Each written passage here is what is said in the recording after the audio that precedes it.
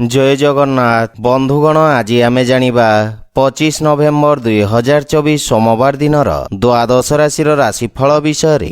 एही दैनिक राशिफल चंद्रंको गोचर गणना को नहीं आधारित एवं चंद्रंको गोचर गणना आम जीवन रे बहुत प्रभाव पकई थाए। तो आसंतु सर्वप्रथमे जानिबा आजिर तिथि और राशि नक्षत्र विषय रे। आज होउची 25 नवेम्बर 2024 सोमवार मार्गशीर कृष्ण पक्ष दशमी रात्र 1 घंटा 2 मिनिट गते एकादशी। आज उत्तरा फाल्गुनी नक्षत्र रात्र 1 घंटा 23 मिनिट गते हस्ता नक्षत्र। आज कन्या चंद्र अहोरात्र। आजिर पर्वोत्सव बृहस्पति महाग्रह जयंती। आजिर शुभ बेला प्रातः 6 घंटा 11 मिनिट रु दिवा 7 घंटा 39 मिनिट पर्यंत। आजिर सूर्योदय प्रातः 6 घंटा 11 मिनिट। आजिर सूर्यास्त संध्या 5 घंटा 10 मिनिट। आज वृष राशि पुरुष और धनु राशि महिला मानक घात चंद्र एवं मिथुन राशि घात बार। आज कलमी शाग खाइबा निषिद्ध। तो बंधुगण आसंतु जानिबा आजिर राशिफल विषय रे। ता पूर्वरु आम चैनल को जो माने नुआ करी आछंती तळे थिवा लाल रंगर सब्सक्राइब बटन को दबाई आम चैनल को सब्सक्राइब करंतो ओ पाखरे थिवा घंटी बटन को दबाई ऑल रे सिलेक्ट करंतो काहेकि ना आमे अपलोड करिथिवा प्रत्येक वीडियो रो नोटिफिकेशन आपण सर्वप्रथमे पाई परिबे। तो प्रथमे जानिबा मेष राशि विषय रे। आज आपण न्यायिक क्षेत्र बा कोर्ट कचेरी कार्य रे विजयी हेबे एवं आपणक सामाजिक प्रतिष्ठा वृद्धि पाइब। आपण कार्य क्षेत्र रे सफलता पाइबे किंतु एहा आपणक शत्रु मानक संख्या रे मध्य वृद्धि करिब। राजकीय पक्ष रे जड़ित व्यक्ति को विशेष सफलता प्राप्ति हेब। पारिवारिक जीवन रे संतान पक्षरु कोनोसी उत्तम खबर आपणको खुशी प्रदान करिब एवं संतानक उन्नति हेब। जीवन साथींक सहित मधुर समय अतिबाहित करिबे एवं जीवन साथी आपणक कार्यक्षेत्र रे चलिथिबा समस्यारु मुक्तिर मार्ग खोजिबारे आपणको सहाय्य करिबे। पितांक सहित संपर्क सुदृढ़ हेब।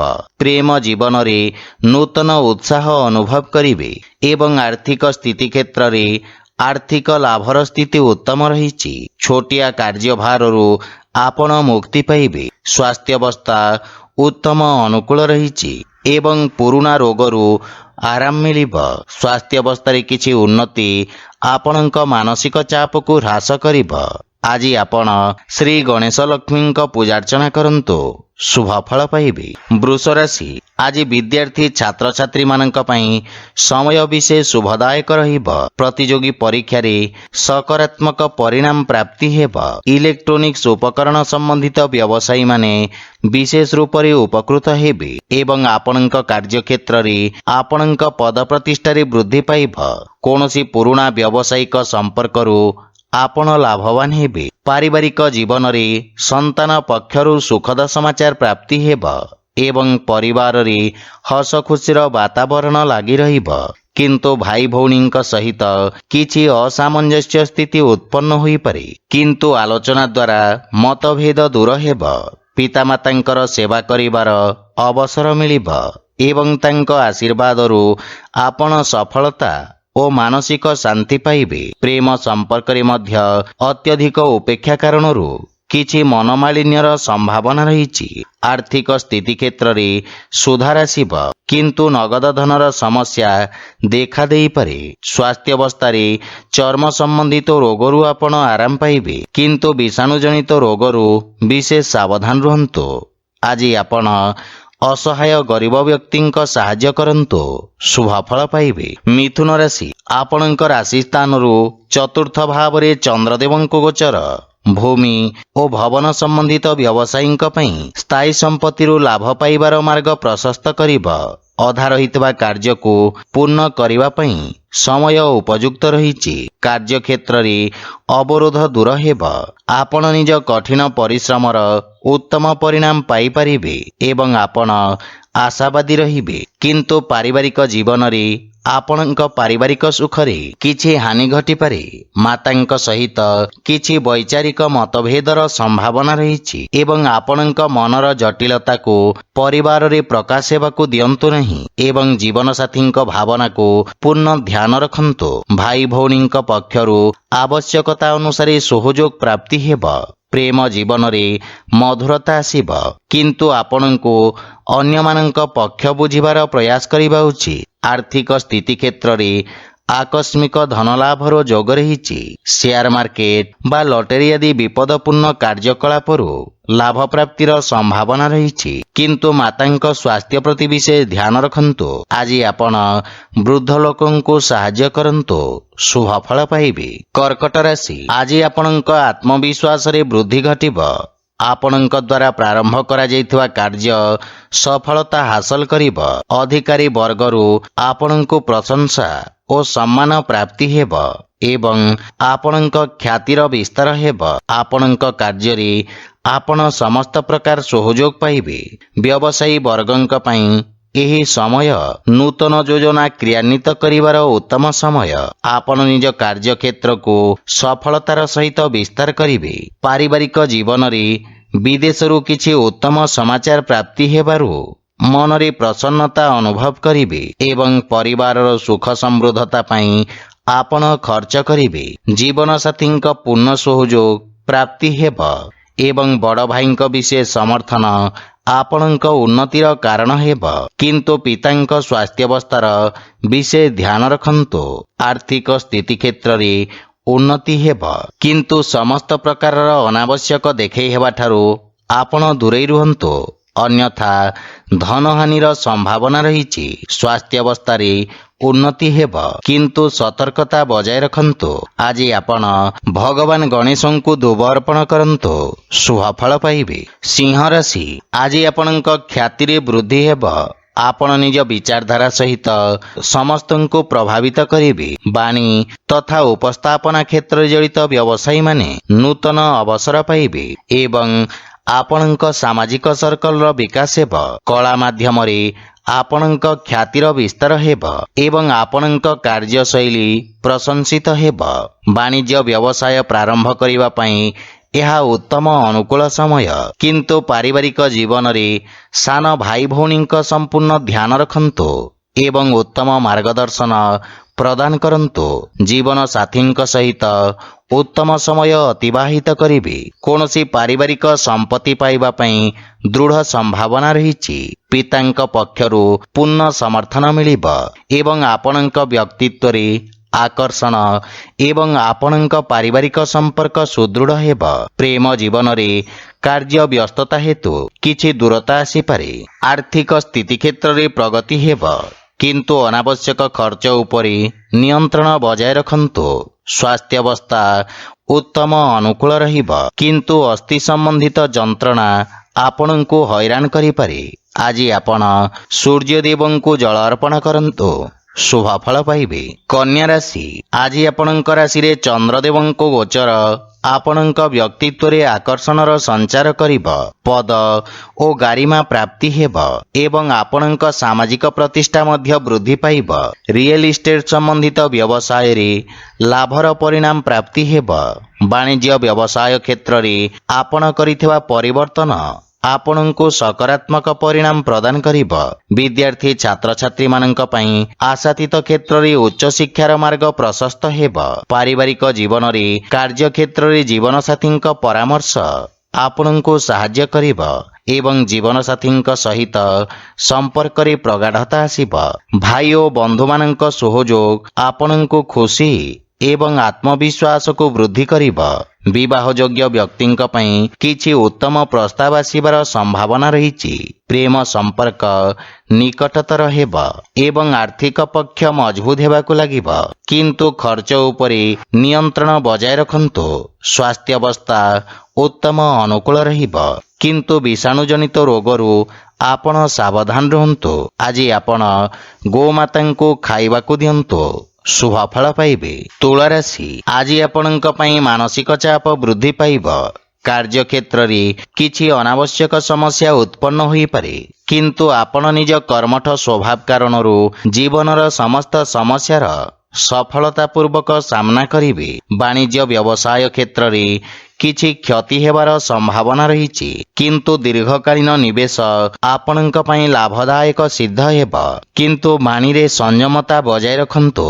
ପାରିବାରିକ ଜୀବନରେ ପରିବାର ସଦସ୍ୟଙ୍କ ବାଞ୍ଛିତ ସହଯୋଗରେ ହାନି ଘଟିବ, କିନ୍ତୁ ଆପଣଙ୍କ ଦ୍ୱାରା ପରିବାର ସଦସ୍ୟଙ୍କୁ କରାଯାଇଥିବା ସହଯୋଗ ପାରିବାରିକ ସମ୍ପର୍କକୁ ସୁଦୃଢ଼ କରିବ ଏବଂ ପାରିବାରିକ ଖର୍ଚ୍ଚରେ ନିୟନ୍ତ୍ରଣ ଲାଗି ରହିବ। ଯେକୌଣସି ପ୍ରକାର ନିର୍ଣ୍ଣୟ ବୁଝି ବିଚାରି ନିଅନ୍ତୁ। ଗୃହ ପରିବାରର ସମସ୍ତ ସମସ୍ୟାର ସମାଧାନ ଖୋଜିବାରେ ଆପଣ ସକ୍ଷମ ହେବେ। ଆର୍ଥିକ ସ୍ଥିତି କ୍ଷେତ୍ରରେ ନଗଦ ଧନ ସମସ୍ୟାର ସମାଧାନ ପାଇଁ ପ୍ରୟାସ କରିବେ। ଧାର୍ମିକ ଆଧ୍ୟାତ୍ମିକ ପୂଜାପାଠ ପ୍ରତି ଆପଣଙ୍କ ରୁଚି ବଢ଼ିବ ଏବଂ ଆର୍ଥିକ ଚିନ୍ତା ଆପଣଙ୍କୁ ବିଚଳିତ କରିପାରେ, କିନ୍ତୁ ସ୍ୱାସ୍ଥ୍ୟାବସ୍ଥା ଉତ୍ତମ ଅନୁକୂଳ ରହିଛି। ଆଜି ଆପଣ ବଜରଙ୍ଗ ବାଣ ପାଠ କରନ୍ତୁ। ଶୁଭଫଳ ପାଇବେ। ବିଛା ରାଶି ଆଜି ଆପଣଙ୍କ ଦ୍ୱାରା କରାଯାଇଥିବା ନିବେଶ ଆପଣଙ୍କୁ ସର୍ବୋତ୍ତମ ଲାଭ ପ୍ରଦାନ କରିବ ଏବଂ ଲାଭର ସ୍ଥିତି ବୃଦ୍ଧି ପାଇବ। ସାମାଜିକ ସେବା କ୍ଷେତ୍ରରେ କରାଯାଇଥିବା ଖର୍ଚ୍ଚ ଆପଣଙ୍କ ଖ୍ୟାତିରେ ବୃଦ୍ଧି କରିବ। ଆପଣ ଆରମ୍ଭ କରୁଥିବା କାର୍ଯ୍ୟରେ ପ୍ରଗତି ଆସିବ ଏବଂ ଆପଣଙ୍କୁ ନିଜ ଅନୁଭବର ପୂର୍ଣ୍ଣ ଲାଭ ପ୍ରାପ୍ତି ହେବ। ପାରିବାରିକ ଜୀବନରେ ପୈତୃକ ସମ୍ପତ୍ତି ସମ୍ବନ୍ଧିତ ବିବାଦର ସମାଧାନ କରିବାରେ ଆପଣ ସକ୍ଷମ ହେବେ, ଯାହାଫଳରେ ପାରିବାରିକ ବାତାବରଣ ସୁଖଦ ରହିବ ଏବଂ ପାରିବାରିକ ସମ୍ପର୍କ ଲାଭ ପ୍ରଦାନ କରିବ। ପିତାଙ୍କ ସମ୍ବନ୍ଧିତ କୌଣସି ପରିଚିତ ବ୍ୟକ୍ତିଙ୍କ ସାହାଯ୍ୟରେ ଆପଣଙ୍କ ପୂର୍ବରୁ ଅଟକି ରହିଥିବା କାର୍ଯ୍ୟଗୁଡ଼ିକରେ ଗତି ଆସିବ ଏବଂ ପାରିବାରିକ ଧନ ସମ୍ପତ୍ତି ବୃଦ୍ଧି ହେବ। ପିତାମାତାଙ୍କ ସ୍ନେହ ଓ ଆଶୀର୍ବାଦ ପ୍ରାପ୍ତ କରିବେ। ଆର୍ଥିକ ସ୍ଥିତି କ୍ଷେତ୍ରରେ ଆକସ୍ମିକ ଧନ ଲାଭର ପ୍ରବଳ ଯୋଗ ରହିଛି ଏବଂ ସଞ୍ଚିତ ଧନରେ ମଧ୍ୟ ବୃଦ୍ଧି ପାଇବ। କାର୍ଯ୍ୟବ୍ୟସ୍ତତା ଅଧିକ ରହିବ, କିନ୍ତୁ ସ୍ୱାସ୍ଥ୍ୟାବସ୍ଥାର ସମ୍ପୂର୍ଣ୍ଣ ସମର୍ଥନ ମିଳିବ। ଆଜି ଆପଣ ଗୋମାତାଙ୍କୁ କଦଳୀ ଖାଇବାକୁ ଦିଅନ୍ତୁ। ଶୁଭଫଳ ପାଇବେ। ଧନୁରାଶି ଆପଣଙ୍କ ରାଶି ସ୍ଥାନରୁ ଦଶମ ଭାବରେ ଚନ୍ଦ୍ରଦେବଙ୍କୁ ଗୋଚର ଆପଣଙ୍କ ବ୍ୟବସାୟର ଅଭିବୃଦ୍ଧି ପାଇଁ ନୂତନ ଅବସର ପ୍ରଦାନ କରିବ। ଆପଣଙ୍କ କର୍ମଠତା ସହିତ ନିଜ କାର୍ଯ୍ୟକ୍ଷେତ୍ର ତଥା କାର୍ଯ୍ୟପ୍ରଣାଳୀରେ ଆବଶ୍ୟକତା ଅନୁସାରେ ପରିବର୍ତ୍ତନ କରିବା ପାଇଁ ପ୍ରେରିତ ହେବେ ଏବଂ ଆବଶ୍ୟକ ଅନୁଯାୟୀ କାର୍ଯ୍ୟ କରିବେ। ଆପଣଙ୍କ ଦ୍ୱାରା ନିଆଯାଇଥିବା ନିର୍ଣ୍ଣୟ ଆପଣଙ୍କ ପାଇଁ ଏକ ସୁବର୍ଣ୍ଣ ଭବିଷ୍ୟତର ମୂଳଦୁଆ ସାଜିବ। ବିଦ୍ୟାର୍ଥୀ ଛାତ୍ରଛାତ୍ରୀମାନେ ଭବିଷ୍ୟତର ଆବଶ୍ୟକତା ଅନୁସାରେ ନିଜ ବ୍ୟବସାୟ ତଥା ତାହାର ଅନୁରୂପ ଆବଶ୍ୟକ କୌଶଳର ଚୟନ କରିବେ। ପାରିବାରିକ ଜୀବନରେ ପାରିବାରିକ ସ୍ଥିତି ଆପଣଙ୍କ ପାଇଁ ଅତ୍ୟନ୍ତ ଉତ୍ତମ ରହିଛି। ଆପଣ ପିତାମାତାଙ୍କ ଠାରୁ ମାର୍ଗଦର୍ଶନ ଏବଂ ସମର୍ଥନ ପାଇବେ।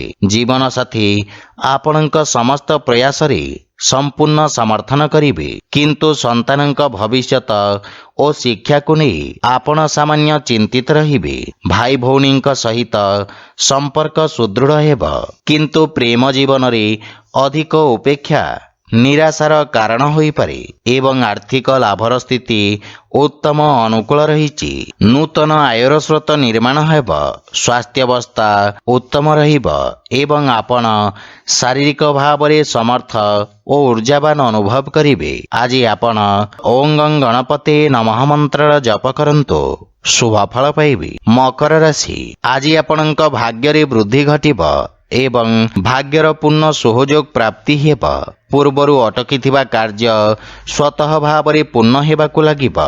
ଆଳସ୍ୟକୁ ପରିତ୍ୟାଗ କରି ଆପଣ କାର୍ଯ୍ୟକ୍ଷେତ୍ରରେ ନୂତନ ଉର୍ଜାର ସଞ୍ଚାର କରିବେ ଏବଂ ଉନ୍ନତି ହେବାକୁ ଲାଗିବ। ସରକାରୀ କୋର୍ଟ କଚେରୀ ସମ୍ବନ୍ଧିତ ମାମଲାର ନିର୍ଣ୍ଣୟ ଆପଣଙ୍କ ସପକ୍ଷରେ ରହିବ। ଅତୀତରେ ଆପଣଙ୍କ ଦ୍ୱାରା କରାଯାଇଥିବା କାର୍ଯ୍ୟ ଆପଣଙ୍କ ପ୍ରତିଷ୍ଠା ବୃଦ୍ଧି କରିବ। ପାରିବାରିକ ଜୀବନରେ ପିତାଙ୍କ ସହଯୋଗ ଆପଣଙ୍କ ବିଷମ ପରିସ୍ଥିତିରେ ଆପଣଙ୍କୁ ସାହାଯ୍ୟ କରିବ।